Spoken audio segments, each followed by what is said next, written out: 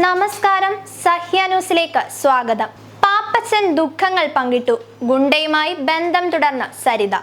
വഴിത്തിരിവായത് മകളുടെ സംശയം. റൗഡി ലിസ്റ്റിലുള്ള അനിമോൻ ബാങ്ക് മാനേജരായ സരിതയുമായി സ്ഥിരം ഫോണിൽ സംസാരിച്ചത് എന്തിനാണെന്ന സംശയമാണ് BSNL റിട്ടയർഡ് എഞ്ചിനീയർ സി പാപ്പച്ചന്റെ അപകട മരണം കൊലപാതകമാണെന്ന നിഗമനത്തിലേക്ക് പോലീസിനെ എത്തിച്ചത്. ബാങ്കിലെ തന്നെ നിക്ഷേപം സരിതയും ബാങ്ക് ജീവനക്കാരനായ അനൂപും തട്ടിയെടുത്തെന്ന് സംശയിച്ച പാപ്പച്ചൻ അന്വേഷണം ആരംഭിച്ചതോടെ കൊലപ്പെടുത്താൻ പദ്ധതി തയ്യാറാക്കി. സരിത കൊട്ടേഷൻ നൽകിയത് സുഹൃത്തായ അനിമോനാണ്.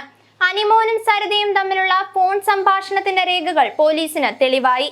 പന്തളം കുടശനാട് സ്വദേശിയാണെങ്കിലും ദീർഘകാലമായി കൊല്ലത്തായിരുന്നു പാപ്പച്ചൻ താമസിച്ചിരുന്നത്. ഭാര്യ മെറ്റിൽഡ കോട്ടയത്താണ്. മകൻ ജേക്കബ് കുവൈറ്റിലും മകൾ ലക്നൌവിലുമാണ് ജോലി ചെയ്യുന്നത്. അവസാന കാലത്ത് ഒറ്റയ്ക്കായിരുന്നു താമസം. പാപ്പച്ചനെ വാഹനമിടിച്ച് വീഴ്ത്തി കൊലപ്പെടുത്തിയ അനിമോനെതിരെ മനഃപൂർവ്വമല്ലാത്ത നരഹത്യക്കാണ് ആദ്യം പോലീസ് കേസെടുത്തത്.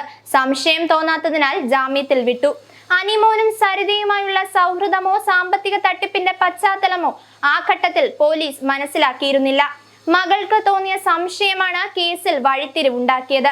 വീട്ടുകാരുമായി പിണക്കത്തിലായിരുന്ന പാപ്പച്ചന്റെ നിക്ഷേപത്തെക്കുറിച്ച് ആർക്കും അറിയില്ലെന്ന് സരിതയ്ക്ക് അറിയാമായിരുന്നു.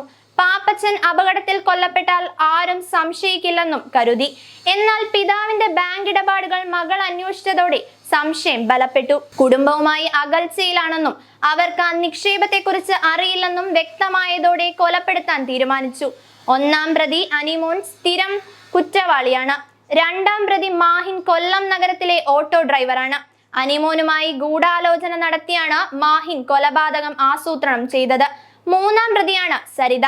ധനകാര്യ സ്ഥാപനത്തിന്റെ ബ്രാഞ്ച് എക്സിക്യൂട്ടീവായ അനൂപ് നാലാം പ്രതിയാണ്. കൊലപാതകത്തിന് ഉപയോഗിച്ച കാർ വാടകയ്ക്ക് നൽകിയ ഹാഷിഫാണ് അഞ്ചാം പ്രതി.